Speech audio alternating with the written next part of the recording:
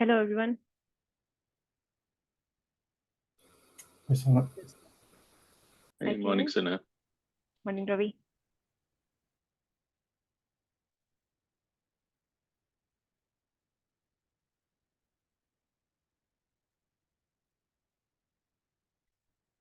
It's 9:04, and I'm also a couple of minutes late. Should we get started?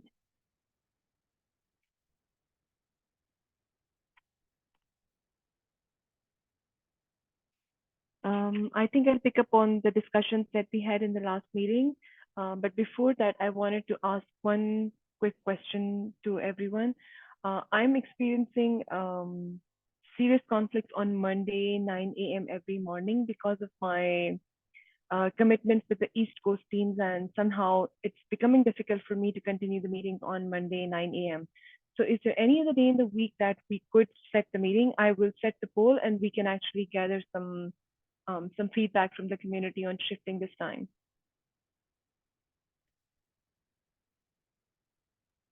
And for creating the poll, I'm just looking for something very high level. We can't do Thursday. Thursdays we have TSC meetings. We probably can't do Wednesdays. Wednesdays like 9 a.m. We probably have the automation meeting. But any other thing that we should be considering, and I'll create the poll, and hopefully we'll land on another time in the week.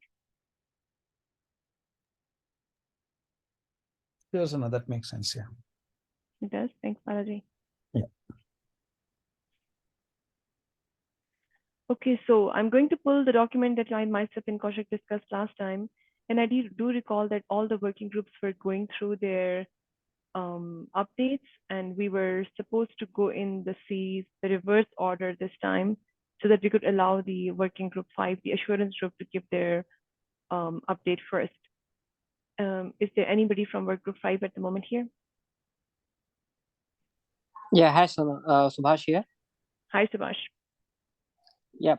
So yeah, last week actually we did not had the meeting because of key people were unable to join. So we already concluded on the objective, so that I have shared over the Slack, and then we are discussing on the use case, and we are trying to add more details, and we are also we have planned in upcoming meetings we will discuss use case in much details so that we can formulate the document and pass it further. Okay. Okay, Subhash, sounds good. Subhash, do you want to review your document with the community for like a couple of minutes so that everybody knows that it's up there? It's open for comments so that everyone can actually take an action on giving the comments to your document. Currently, yes, we don't have, I think, a proper format for the document. We have only the slide format, and that we are already discussing in the community, and it is publicly shared for the comments. Okay, I can see it's actually shared in the SIG network architecture, SIG 1 working group 5. The document is actually open, and anybody who's actually, yeah, this is the one. You mean to say that the document which Kaushik shared, or which we are using for our weekly meeting? So which one you are referring? So this is the one that I think Kaushik created, and it has some content in it already. Yeah, right. Yeah. So is this a good document to comment, or you want to also bring up the slides that you created? The slide would be much better because there we are trying to capture the use case, but currently I think I'm not comfortable here in sharing from my side. So if it is a handy for you, maybe you could share and we can go through if you would like to go through it. Yeah, absolutely. I'm right now in the Slack channel. Where should I find your link to the slides that you created? In the Workgroup 5 channel? Yeah. So it should be a slide. Let me check if Bernard is Bernard. So Bernard is available. Let me check with the Bernard if. Okay, sounds good. Yeah. Hi Bernard. Hello. I'm just in the train. I'll try to find out the link and send it to you. Yeah, sure.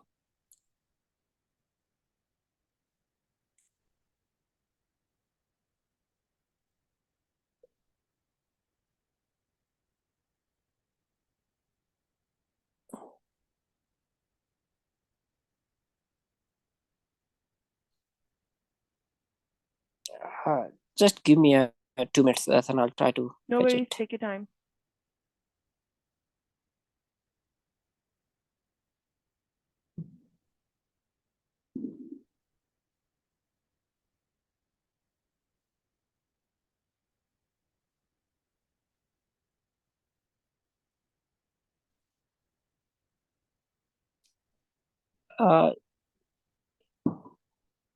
Yes, I have shared the doc in the Slack channel. It would be okay if you share it.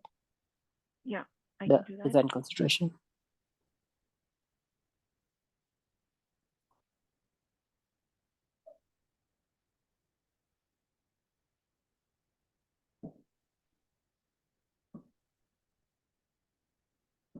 Can you guys see the service assurance doc? Yes. Yeah. Okay. Yes. If you can go to slide number 2. So, so Bernard, would you like to go or shall I go ahead? If you could do that, because I'm sitting in the train, it's a bit difficult Sure, for me. sure, Bernard. I'll do it. Yeah. So yeah, so this document we formulated to capture the overall idea. So Bernard has mainly contributed this document. So here we concluded our objective. So in objective, we say that our group, our interest group, we focus on the use cases which are targeted around the service assurance, and also we will focus on the basic concepts of how Napier will support this use case and the functional element which will help to create the assurance in different layers. And so that could be again in a infra, or you can visualize in term of management cluster or your workload cluster. So we will take care about assurance in these different layers, and there might be different actors will get involved. So those things also we need to think around here. So we'll focus on the this kind of use cases. And the last one, the interface specification between these elements and external component. So so some of the interface we need to focus where we need to interact in order to ensure the assurance. Maybe it could be the very high level assurance system sitting on the north. Else we would like to fetch some information from the some from external entity.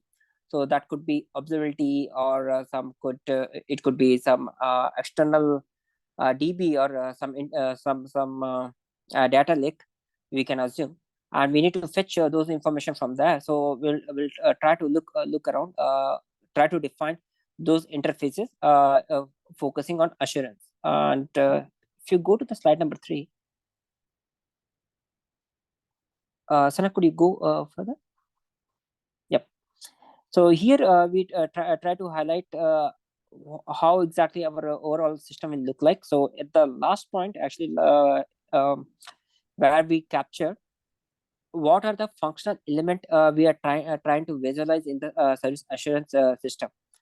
So we documented the functional element. The first one is the functional element which can differentiate between a desired state and our current state.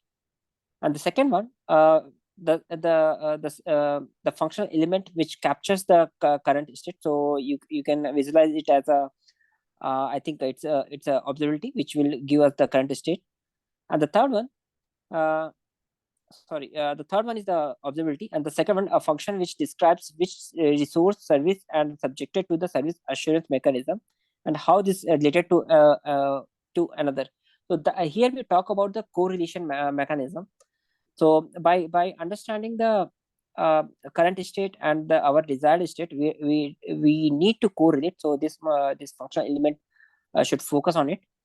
And the last two function which correlates the evaluates the state and quality information, and also we talk about the action mechanism. So that is that what action we need to do on some specific triggers, or after doing the correlations on a certain action we need to do it. So we did not finalize like how exactly we need to take those actions, but these are the functional elements that we see at a very high level. So that either existing Nephew component will provide, or we need to create those functional element and work on it. So this functional element we need to create actually to achieve the overall assurance, to create the assurance mechanism in the Nephew. So that this was the idea. And if you go to the slide number 4, so here we just try to give our schematic overview, means how intent is broken down to different resources, and how these resources are interrelated. But that relation is there in the workload cluster, and we need to fetch those status or relationships, or I would say running status of those resources need to bring at the higher level, at the management cluster level, and we need to try to understand how these resources are related to high level intent, just to understand if just to answer those situations, like some resources are down, so it is impacting to which high level intent. It might possible that two intents are interrelated, and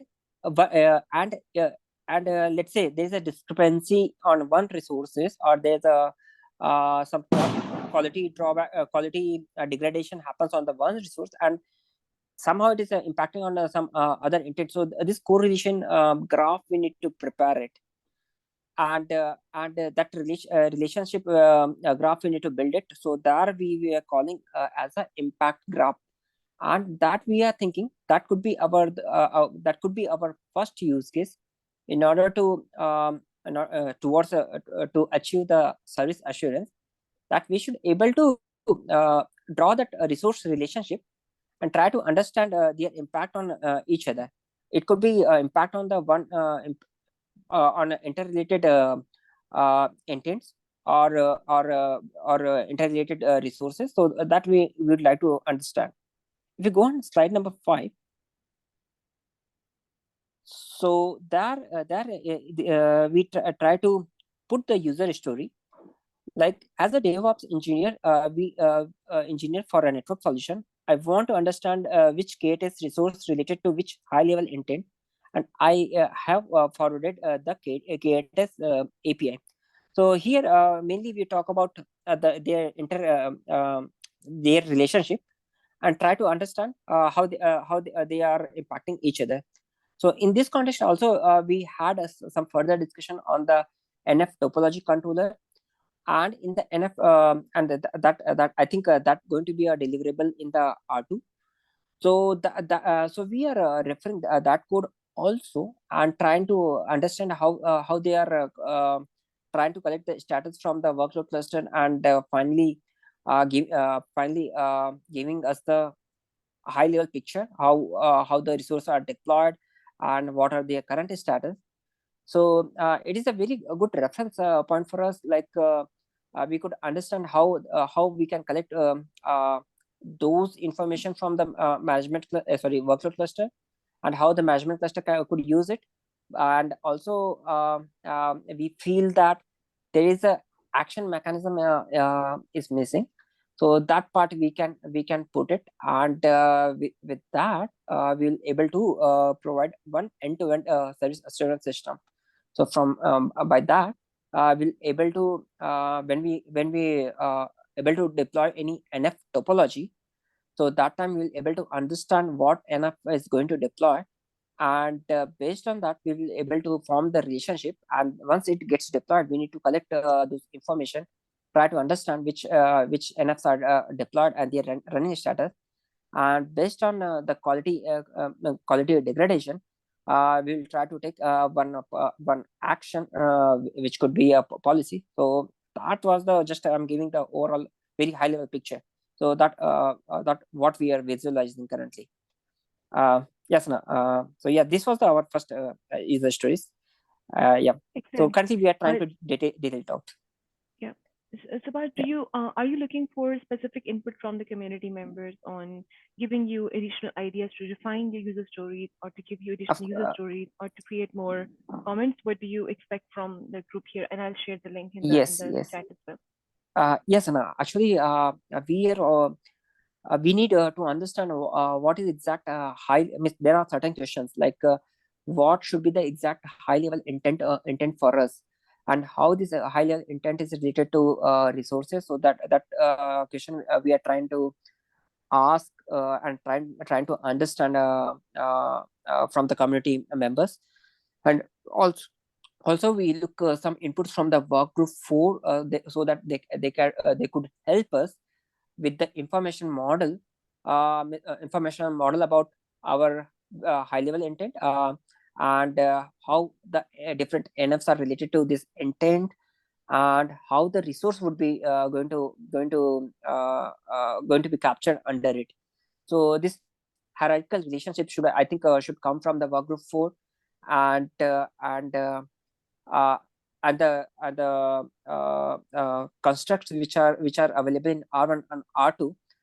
So that we need to get those information from the SIG to understand how we can make it more mature, this idea, and work along with the SIG too. So that we need it. So yeah, information model for overall I would say high level intent to resource, intents to resource, or resource to intent, vice versa. We can, yeah.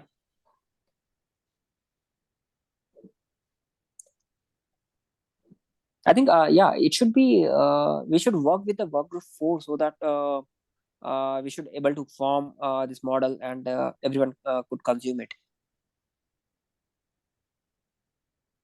That sounds good, Subhash. I'm taking note of this in our action register, and I captured that you're looking for additional input from work group 4 and the community members to describe more ideas on the various intents, various levels of intents, and how would you map those intents to the resources, and how would be the information model described by taking some more information from the work group 4. Right. I also shared some ideas here on the comments. I don't know if someone took a look at that. A couple of ideas on intent at various levels. Some could be the network function owner working on the network functions. Health could have intents on the closed loop that are surrounded by the network functions performance. Some could be even more higher order intents about the bigger service that is created, and one of the resources on that would be, of course, mapped under the topology that you shared. Now, there are various levels of intent. I think would be better for us to focus on bottom up. Start with a lower level of intent with less number of resources closer to the infrastructure, then start to grow up the stack and try to draft that. So I think gathering that ideas and user stories, slide number 6 onwards, would also be a good exercise to start building the roadmap. Once the easier ones are accomplished, what would be the incremental steps towards achieving more advanced intents in user stories? So everyone's expected to contribute their ideas on whatever you want to contribute, plus the questions that Subhash asked are captured in the in the notes here, and feel free to jump into the document and put your comments. Thank you, Sana. Thank you so much, Subhash. We are at Thank you. 9:22, and I'm gonna go to the. A quick question, Sana. I had Go ahead, my Ravi. hand raised. Yeah. So I'm I sorry. was just looking at, I was looking at one of the comments, one of the kind of kind of the use case stories that you added to the slide, saying that okay, one of the possibilities is to kind of to have a service assurance of a core with latency of 1 millisecond, right? So is that the kind of scope for this service assurance? Because that is kind of coming from the end customer's perspective and end user perspective, right? Probably the OSSBS system who is kind of provisioning that particular service. Is that Right. the end goal?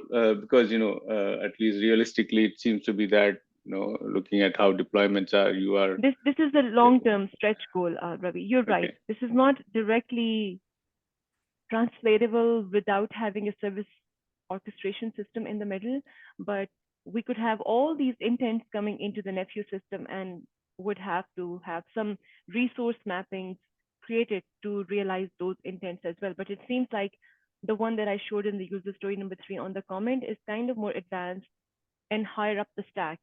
And there are various layers of closed loop. You start with the lower level closed loop could be simplest, the infrastructure level closed loop. A slightly higher level could be for the network function and its correlation with the infrastructure, and that resources can be a simplistic closed loop at the lower level. Now you can go more advanced higher up the stack, go to the service layer where I say that the whole 5G core with the collection of different network functions hosted on different infrastructures should all be holistically behaving at a way that, for example, I don't want my latency to fall below 1 millisecond. It's a more advanced use case with a collection of, like a bigger collection of resources and network functions and a bigger topology to consider for that mapping. And an even more advanced use case could be, for example, at a network slicing there. But these are all just ideas. I think what they started with was a very simple use case which could be accomplished in the short term. But these are the layers of stack. We're going into the architectural discussion. Remember the diagram that we discussed? But eventually, the service assurance effort that is happening within this group should be able to fulfill all these intents somehow, either through interaction with other systems or through the execution of their own constructs. And that was the idea behind brainstorming that. Okay. No, I was trying to understand what is the kind of the low pickings here, like the low hanging fruits versus something that you can do it at a long term. And I was not able to relate because this problem statement also was kind of high level. That's what Subhash mentioned about topology, the CR. Exactly, as a first cut, what would be those SLAs that you might want to put into it? Is it from an infrastructure perspective? And probably from a cloud, from the networking perspective, or from a more from the from the availability and so on from the infrastructure point of view, and then go into the higher layer. Because I'm always thinking that okay, something like ON, I don't think operators are going to vendors are going to open up. You're going through an EMS system which is an opaque entity. Then how do you manage anything like 1 millisecond, right? Right. Though we talked about And not real. I completely Let's assume stuff that it. I completely believe that when we are able to do that, we would have somehow built the mechanisms to be able to retrieve the analytics from those EMS systems, and we would have an ability to correlate that. But then when all that's done, how would we expose our intent to Nephew system, and how can Nephew still react and respond to those intents and realize that? Because Nephew eventually is the owner of the resources underneath, and somehow the underlying resources and the network functions it deployed has the action layer on it. So to be able to describe that interaction, I still gave a user story, which is of course a little bit more higher up the stack and advanced to accomplish, but it's just an idea for the sake of brainstorming and directing our user stories. Sure. No, I was saying if you have the crawl, walk, run kind of course. progression here, that will be good. Yeah, thanks. Yes. Any other questions? Any other raised hands that I'm not able to see?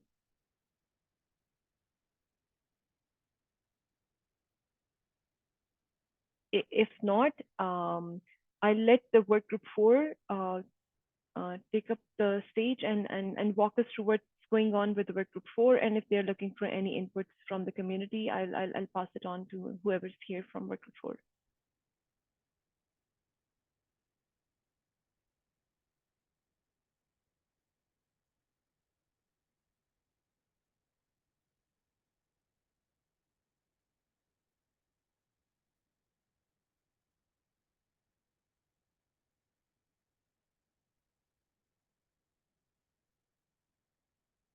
So is Sandeep here?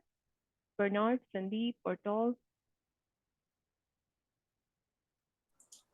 Sorry, I'm here, but a little bit distracted right now. No worries, Um, Tall. We were just looking for someone from work group 4 to give us a very small update on what's going on. If they're looking for any inputs from the community, if you have a shared document that you want to bring this to our attention. I don't think we've met, but I have not been around last week for the meeting, and I don't know if we produced any significant documents now. No worries. Bernard or Tall or Sandeep, anyone, if you can give us a 2-liner update, we'll move on to the next working group. If there's nothing, I'll just move on like that.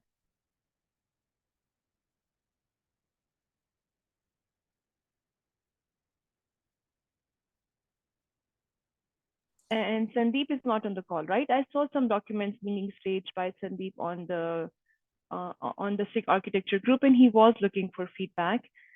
Probably he's not around to basically gather that, but if you guys see that document on the SIG architecture, Sandeep did share something, and I will follow up with him again and say that ping us on the SIG architecture.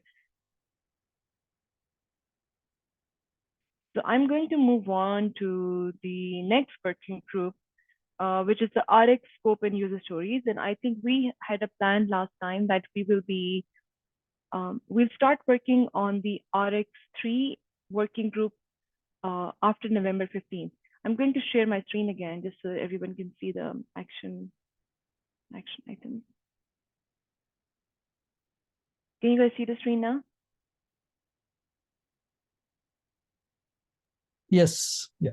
Okay, and we also had an idea that SIG1 and SIG2 will have the joint ownership of creating the RX scope and user stories group. So once we form that, we'll start the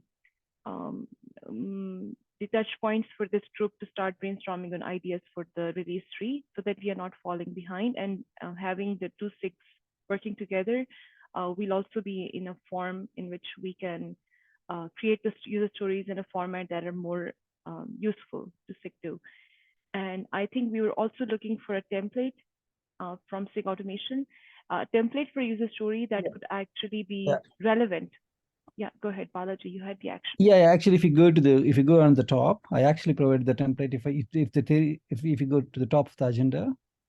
Okay, the agenda one, right? Give me one second. Yeah, it's there. If you see that was the first item I put. If we get the time, I will discuss the template. I think I'm on that part of the meeting right now, Balaji. If I can bring it up, would you just walk us through that quickly?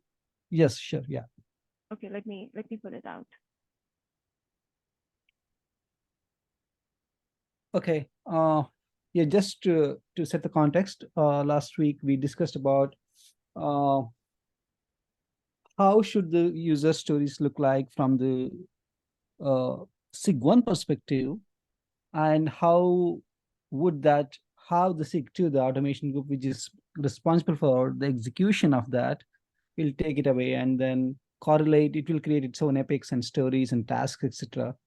And then the development team will work on those things. And then we need to correlate the work that we define in SIG2 to SIG1 as well. So my opinion is SIG1 user story should be at the feature level. Let's not be bothered about the user story as defined in the Scrum process in the Agile manifesto. So in my opinion, the user story from the SIG1 should be at a feature level, mostly from how a product manager will define a feature for the product. And then SIG2 will look at that user story / feature And then we'll define multiple epics, and each epics will have multiple tasks under it, and to realize the requirements. So I defined some of these things as the initial start. If we are agree to this, I can create a GitHub template based on this, and then we can create the SIG architecture related features that is required for a particular release in this particular template. And then we will correlate, the subsequent epics and stories that we create for the SIG automation, we are gonna link those things to this epics, and that's how we could correlate between the features / user stories that are defined by SIG1 to the actual work items that are executed by SIG2. So with that said, I define these things based on some of my experience, some of the things that we do internally, some of the things I've seen somewhere else. So the important parts of this templates are obviously the feature overview, and then feature overview talks about what this feature about, why it is needed, giving the context, and of the particular features, and then the stakeholders, whether this particular feature is we are looking for the operators or the NF vendors, cash providers, etc., things like that. And then the personas, which kind of personas are gonna use this feature.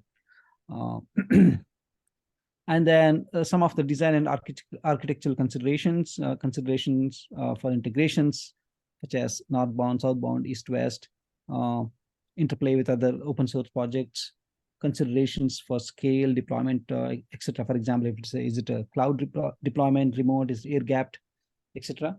So that's the design consideration, and the prerequisite, like, does it depend on any other feature? Does some other feature has to come before this feature? Things like that, and then the actual requirements, core functional requirements. What are the must-haves for this particular feature, and what are the nice-to-haves? And then also non-functional requirements, about scale, security, deployment constraints, etc. And then the acceptance criteria are the definition of done. List of deliverables. Deliverables could include a design document, a code, end-to-end tests, or something else as well. I just put some examples there. And the list of outcomes. What are we trying to achieve as a part of this particular feature? It could be saying, like, we should be able to make an end-to-end call when we at the end of this thing, or we should be able to achieve this particular integration, say with the ORAN, or we should be able to achieve yeah, sorry, I just lost my chain of thought. So I mean, in general, the list of deliverables and the list of outcomes as acceptance criteria, and then the priority of it. It's a low, medium, high, and what's not in scope in this particular feature. Let's be very explicit about what's not in the scope. Let's say we want to define. We want Nephier to act as a cloud, ORAN context. Let's say. And then we want to support the O2IMS interface through Nephew. I'm just making an example. I'm not saying we are going to do it, but I'm just making an example. So there are multiple API specifications under O2IMS, and then we could say in this particular story, we are not doing, let's say, alert management of O2IMS. Let's just say that as an example. Then we clearly define that we are doing a O2IMS feature, but we are not doing O2IMS alert management feature. So that will come to this not in scope thing. And then the references, for example, any links to the documents or other open source collaterals or materials, things like that. So this is how I think this is one way of defining features / user stories from a SIG architecture perspective at a very high level, giving the context, use cases, and the users, designs, requirements, etc. And then from this template, the SIG automation group is responsible for creating multiple epics and work items for each of those epics that will correlate to these things. So with that, I will leave it to the floor to ask questions, any enhancements, augmentations, etc. Yeah, I'll make a quick comment, Balaji, and then I'm going to ask everybody else to share their comments. The very first comment I have about this template is that it's very realistic in nature, because every time we create the user stories, we are generally thinking on those lines. And I think I really like the idea of the eyes of the product manager, because a lot of telco leads, as they work with the R&Ds and the vendors, are generally more focused on the outcome of the user story than the mechanics of the user story itself, the execution details. Yeah. So I'm personally very good with the idea of creating a template in this form. And we would also like to see how this template is eventually getting translated into epics and user stories for SIG automation, which could be a joint exercise in the RX working group that we discussed. So basically, every working group can create maybe one or two user stories that they feel are the strong recommendations for R3 in this format. And this could become the input to the RX user group, and the RX user group can together, because there are SIG automation people sitting in that group, can translate this template into the form that is more absorbable by the SIG automation. And that could be the exercise that is happening when we are preparing for the next release. And I personally like this idea. I don't have any other questions. I am good with that. Yeah, thanks, Sana. I think to answer to your question, that's a great idea. I think we should do that. Yeah. Awesome. I'm opening the floor for questions for this form of template for all working groups in SIG architecture to basically create their ideas in this format and then submit for the next release planning. Any questions, concerns, comments? We have Ravi's raised hand actually. Ravi, please go ahead. Okay. Yeah, thank you so much for moderating. I'm not able to see that. Go ahead. Yeah, thanks, Bala. I mean, this is a very good outline, set of agenda items that we could capture. I mean, it's more or less kind of reflective of what a PID might look like. But my only thing is, like, because we never had any such documents created, because what we have even for R1 was a very skeleton kind of thing, did not have all the details. But since you said you all referenced this from some other forums too, do we have some kind of fully stretched out? This seems to be a multi-page document, right? Do we have some things that we can read and reference and see the kind of details that they generally provide for each one of these items?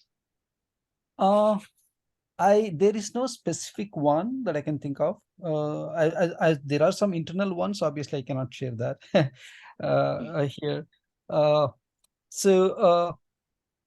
So just to be clear, I mean, obviously, to start with, we can start with the document, but I want this to end up in GitHub. This will be in a GitHub issue, actually.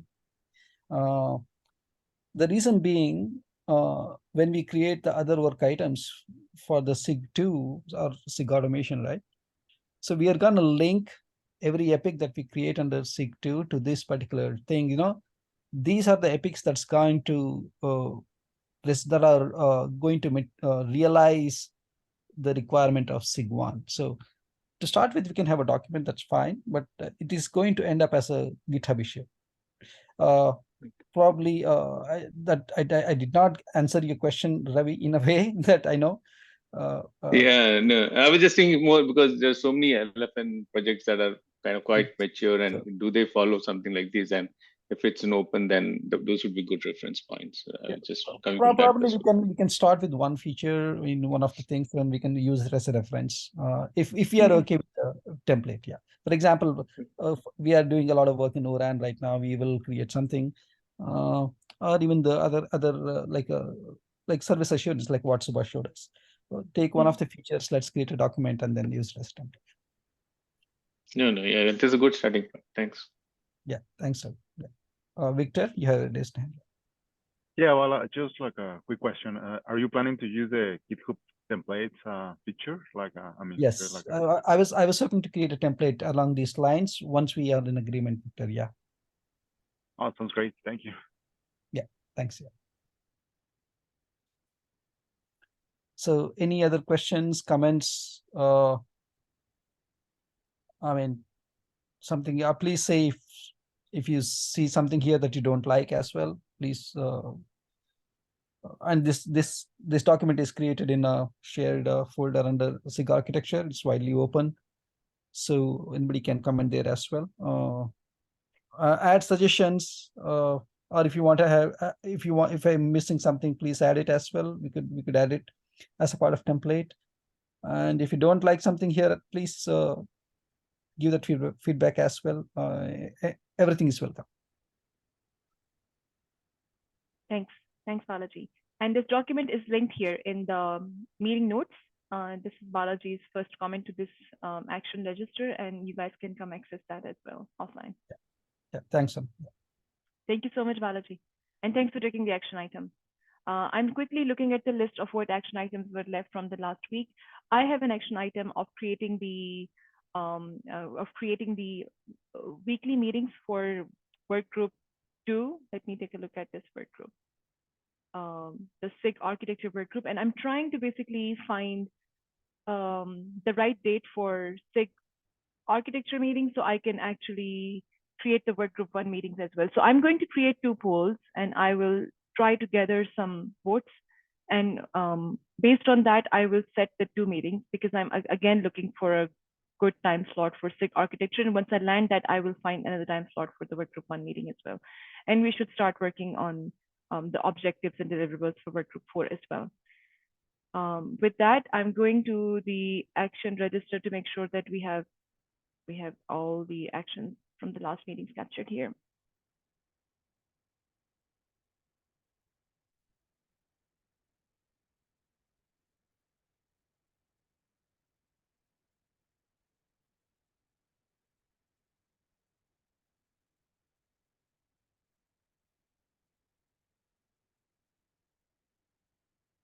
And one more date to take a look at is the start date for the work group 3 is from the first week of December. And when I come here and I look at the volunteers for this group, I think this is not the complete list.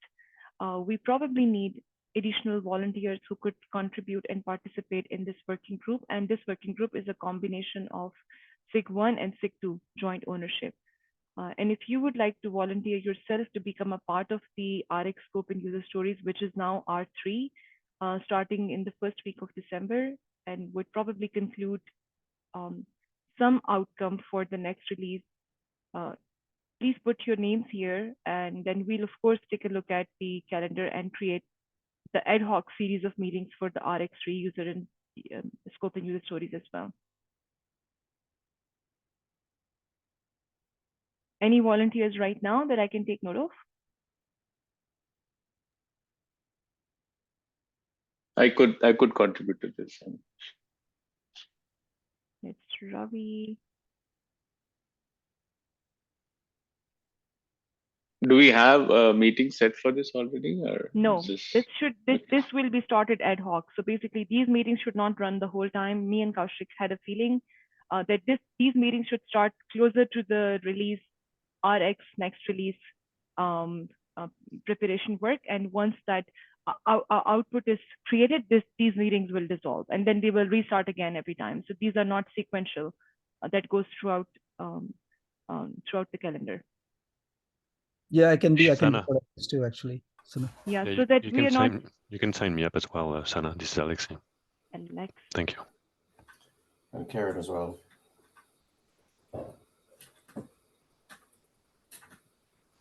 Tall, do you want to be a part of these meetings too? Wim, Tall? Yes, sure.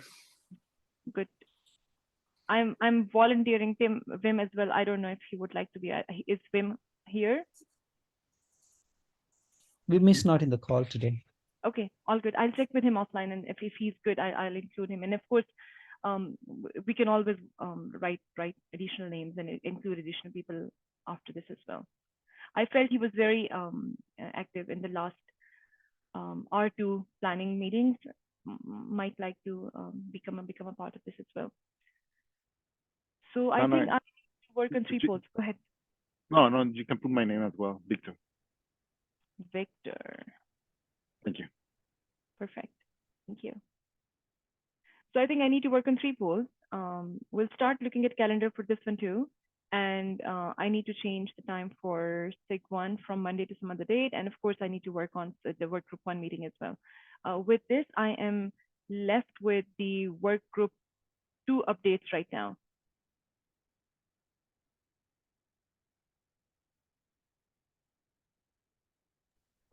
So team is not on the call, so I can come up with quick updates, although we didn't really sync. So I'm just going at it. We still have, yeah, as mentioned here, like the goal is to provide the user story by December 1st.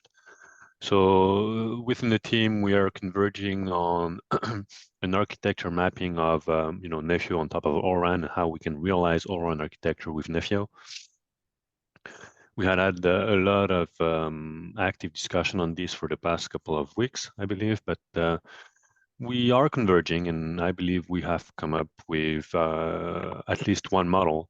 We recognize that there are various ways that Nefio could be utilized to fulfill the the ORAN architecture, and our intent is to converge on one of these deployment models for R3 with the sharing at least the knowledge that there are other deployment models possible. And so out of these deployment models, we're currently working now, I believe, the user stories in the planning. So to being able to provide SIG1, the user stories as by December 1st, as mentioned before. That's perfect. And do you guys need any other help from community? Do you have any document that you would like the community to take a look at, review? So we do have a bunch of documents that team is very good at creating and maintaining. I don't know that we want the rest of the community to look at them yet because we're still converging within the group. Okay. So if people want to look at them, join the meeting and participate. Else, if you don't mind, we will firm up a little bit these debates within that sub team and share the documents when we believe within the subgroup they're in a good shape. But yeah, we do have one architecture document, we do have one roadmap document, and then we have a third document which is about the actual planning and concrete stories. So we're working these 3 documents and with the goal to share them all with SIG1 once convergence is achieved, hopefully by December 1st. Yeah, December 1st. Good. I'm good with that, Alex. You guys are working. If anyone's interested in ORAN discussions, there is a lot of fun happening in the architectural diagrams on interfaces. I personally wanted to join those meetings as well, but I have been having conflicts at 8 a.m. in the morning, but I will in the future try to join some of these meetings. But for the community, if you guys want to join, these meetings are happening every Wednesday, every Thursday. Yes, so they do happen every Wednesday, I believe, Wednesday morning. Yeah. Depending on where you are. But this week it's not happening. So I don't know, Sana, if you receive a request to move it earlier to Tuesday, actually, to tomorrow. This week we won't have the call Wednesday because team and many other folks are in a panel in Boston about the OAI and ORAN-SC and Nefio alignment. Okay. So. Okay. Alexei, I haven't received the request to move it to Tuesday. If you want that, I'll take the action and I'll try to do this after. Well, let me sync with Tim. Yeah, sync with Tim Okay. and ping me then. If you move it, Thanks. if you want to move it to tomorrow, I can do that. If you want to cancel, I can remove it. I'll do whatever you guys decide to do with this meeting. Well, no, actually, please move it to Tuesday. It's already on me to host the meeting. So yeah, no, please move it to Tuesday. All right, Maybe I then. missed I will that do one. that. Thank you very much. I'll do it, and I'll make sure that you guys receive the invite, and I'll use you as a test. Thank you, Sana. Thank you so much. Sarah, actually, when you're on that table, if you scroll down, Yeah. Wim actually is on the call. He wants to be in that meeting too, in WG3. Can you please add his name too? Come again? Who wants to Wim. be here? Yeah, Wim. Oh, perfect. Yeah. Yeah. Cool. Awesome. Thanks, Balaji. I was worried about not going through all the working groups in a timely fashion. So I went straight into the work group updates. Anything else that we should discuss here that I haven't captured?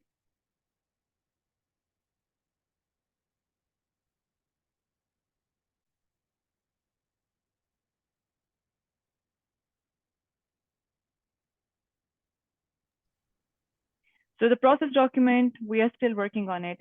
We have the action, it's still ongoing. Define the high-level scope goals for work group 4. Work group 4 can take the ownership. This is a work that we decided to take on. And on an extremely high level, we discussed some of that, the process and the meeting cadence, but we need to create a document for that for reference for the future as well. And we'll work on it. And the action item on Tall and Bernard for the document of the current state of the modeling work, preferably in the Nephew wiki. I think this is still open. So the working groups who haven't created any document yet for the community to be able to review, to be able to participate offline, to give comments and questions, should take that action and do it as soon as possible. That will also help you converge more for the December 1st deadline for creating the user stories. And also, please take a look at the Balaji's document, which is created for the user stories format. This is right here under work group 3. And with that, I think I don't have any other questions or comments or any other actions to go through. I'm leaving the floor open for questions. And if we are good, I will move into wrapping up the meeting.